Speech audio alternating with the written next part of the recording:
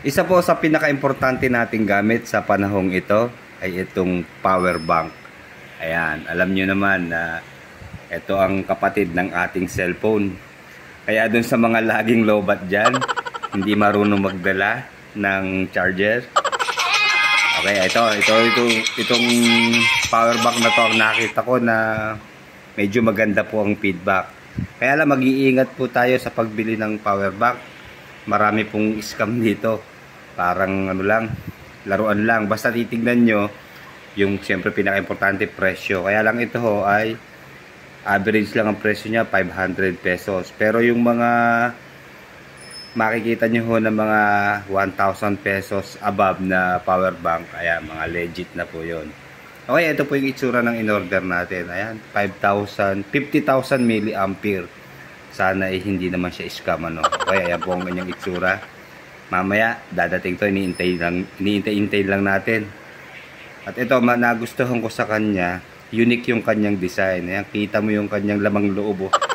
Maganda po yan. Pag halimbawang transparent nga po, makikita mo kung meron siyang halimbawa pinasok ng tubig o anumang insekto sa loob. Ayan, magagawa mo ng paraan. O kaya yung mga, lalo na dito sa kanyang port, na nawala. Baka may halimbawa merong hindi nakahinang, may nakumalas. Ayan, di makikita natin yung problema. Okay, isa sa features niya, ayan, meron siyang 3 cables. Ayan, para sa Type-C, pang iPhone, saka siguro yung isa pang Type-B na charger. Okay, ayan po, meron din siyang LED night. Ayan, para pag gabi, pwede siyang parang flashlight. Ayan, may ilaw siya, yung gamit natin. Siguro maliit lang po ito. Hindi ako nagkakamali, parang mga 3 inches lang yung kanyang height. Pero sana makapal, kasi yun po ang maganda yung makakapal. Ibig sabihin, malalaki ang capacity ng kanyang battery. Okay, ito po. Safety technology, aesthetics, multiple charging at the same time. Comes with night light. Okay, yun nga po. Yan siya. Cute niya, di ba? Nihintay-hintay lang natin para i-unbox natin, alamin natin kung legit ba. Pero alam nyo, marami na po akong nabili na power bank. Kadalasan ay sablay. Kaya mag-iingat po tayo sa pagbili. Lalo na yung mga below 500, pero sana ito wag, kasi mukhang okay naman siya. Okay, ito na po yung ating in-order. Natagalan po siya kasi kung di ako nagkakamali, makapasko natin ito in-order. Siguro mga 27, ganon. Dumating siya January 5 na kasi nga dumaan yung mga holidays, diba? Kaya nadidelay siya. Okay, unbox na po natin. Ayan na, hindi po siya bukas. Okay.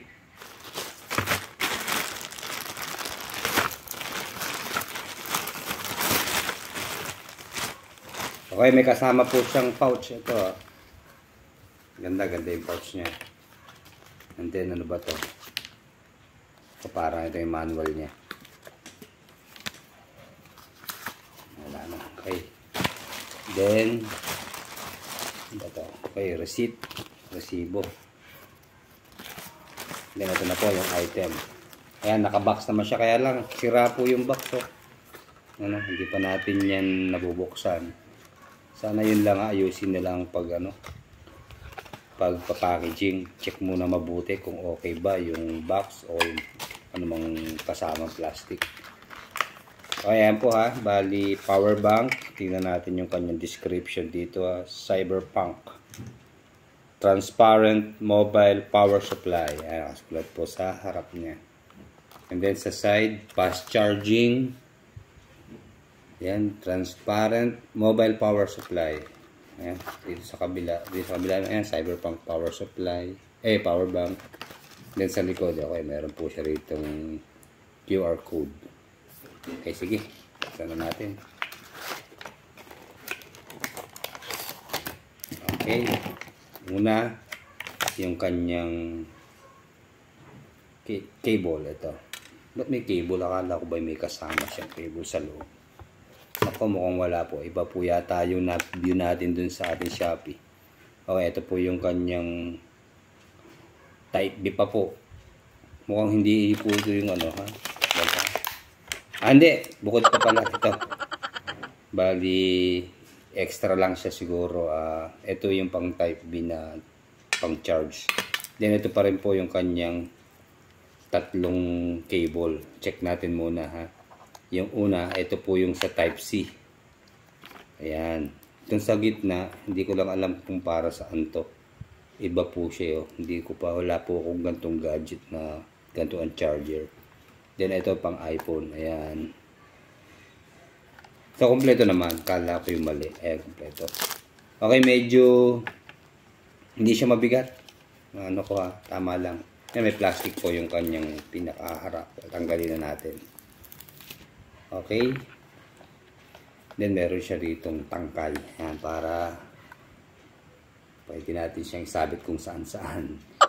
Okay, hindi po siya 3 inches kagaya ng ini-expect ko. Medyo mahaba po siya. Siguro nasa 4 inches po yung kanyang height. Ayan. And then dito sa ilalim, unahin natin sa ilalim, meron siyang dalawang port. Charging port. Then dito sa ibabaw, meron po rin siya ditong... Okay, ito yung sa outlet ng power. Pag i-charge natin siya. And then, okay, type C. And then, micro. Ayan, dalawa. Yun po nakasulat dito. Type C saka micro. Ayan yung dalawa. Then yung sagad na, yung kanyang power. Check natin kung may laman na. Okay, ito po yung pinakaharap niya. Meron siyang nakasulat na 20 plus. Okay, ito po yung indicator ng kanyang battery life. Meron siyang 25%, 50%, 75%, saka 100%. Okay, tignan natin kung may laman siya. Bubuksan natin.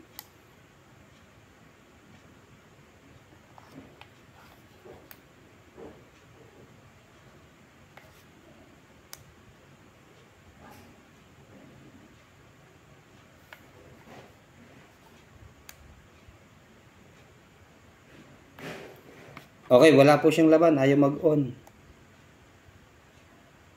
Siguro, charge natin. Ano? Kukuha lang ako ng charger. Ang gagamitin po nating charger, yung charger po ng cellphone ko, yung Redmi. Bali yan, 33 watts. So, i-charge muna natin. Type C po ito, ha. Ayan. Pero hindi ito, nasa 75% ang laman. Tataka ko lang bakit ayaw niya mag-on sa kanyang power button. Ganda, medyo makapal siya, di ba? Siguro yung kapal niya nasa 1.5 inch. And then nasa 4 inches po yung kanyang height. And then yung lapad naman niya siguro mga 2.5 inches. Yun po ang kanyang size. Okay, tatry ko lang, ha. I-on ko. Hindi talaga ako makapag-intay na. Kasi meron naman siyang laman. Ayan, 75%. So, dapat gumana itong kanyang mga LED light na sinasabi dun sa kanyang description. Ayun, nagets ko na mga ka-riders. Ako pa lang may problema. Nakangain pala ito. Hindi siya long press. Unang press natin, ayun, mag-iilaw yung kanyang indicator na kanyang battery life. And then, ayan, dalawa. Ayan, iilaw siya. Medyo yellowish po yung ilaw niya, hindi po white, ha. Yung lang po indicators ng battery ang white. Tapos isang press pa, yan, lalakas ang kanyang ilaw, ayan. Okay, tamang-tama to sa gabi. Then isang press pa, ayun, biblink naman siya. Kita niya nagblink siya, di ba? Ayun, biblink na siya, oh. Okay, in good working condition naman siya. Then sa pang press, stop na siya. Then yung ulit lang. Then siguro ayan, mamatay na siya. Basta sunod-sunod na press lang, kakapain nyo lang. Then ngayon i-try naman natin siya mag-charge. Kasi ito tamang-tama. Yung aking cellphone ay 56% na ang kanyang battery life. Tatry natin. At ano, kung okay ba siya. Kung talagang fast charging siya. Kasi yung po ang nakalagay sa description niya, mabilis siya mag-charge. Ayan po sa kanyang description, nakalagay naman. Ewan ko lang kung accurate to, ha. Original 50,000 mAh power bank, transparent mini, PD 20 watts, super fast charge. Okay. try na natin. Nga pala, isa pang importante mga ka-riders, check nyo yung cable nyo ng charger. Napakalaking bagay po na maganda yung cable nyo. Mahirap po yung medyo manipis. Dapat yung makapal. Saka yung talagang original na charger na nagaling sa mga cellphone natin na nabibili. Huwag po yung mga nabibili sa aftermarket. Mas maganda po talaga yung original. Kumbaga yung stock na cable yung gagamitin natin. Okay.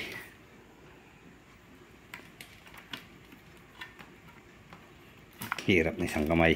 Ayan. And then ito, yung kanyang USB port dito sa ilalim.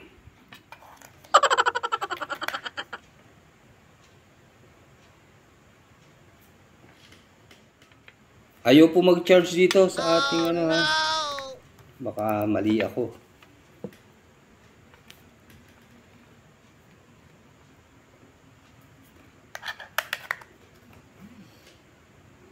Ayun nga pala mga riders, pag gagamit po tayo ng wire na ganito, i-on nyo yung kanyang OTG para mag-charge siya kasi kanina ayaw. Okay, ayan po, charging na siya. Okay, nung una natin isaksak, ayaw niya mag-charge. Pero ngayon, nung in-on natin yung kanyang OTG, nag-charge na siya. Then pinatay ko na yung OTG, okay naman, nag-charging pa rin. Okay, i-try natin yung kanyang built-in na cable.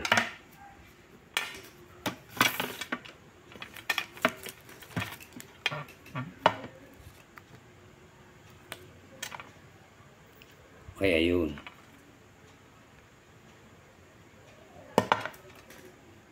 Ayan yung kanyang sign ng power sa charging.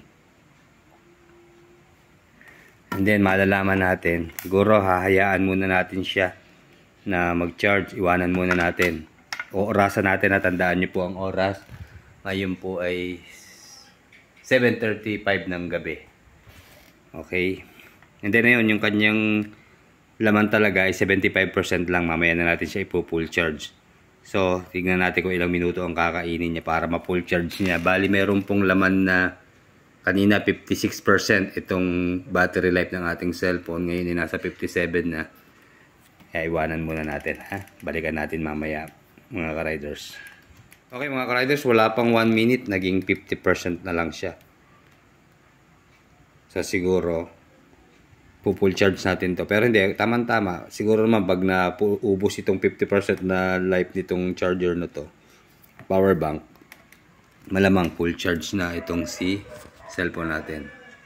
Okay, balikan natin siya.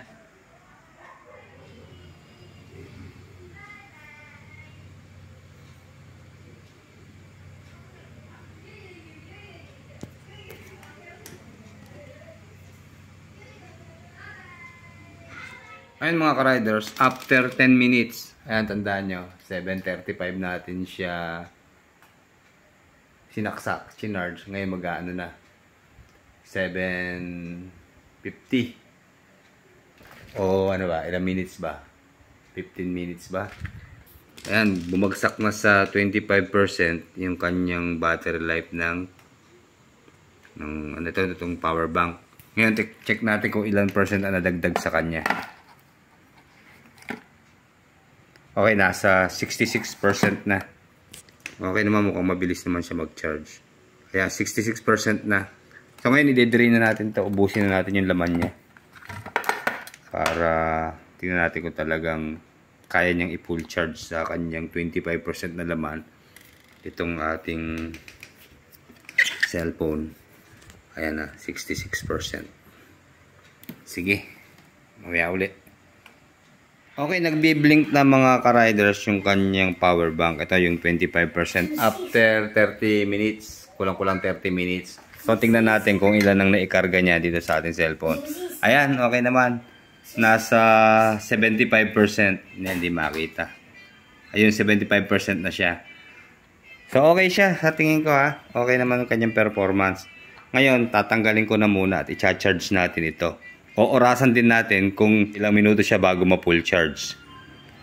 Ayan, charge natin siya eksakto 8:05. Okay.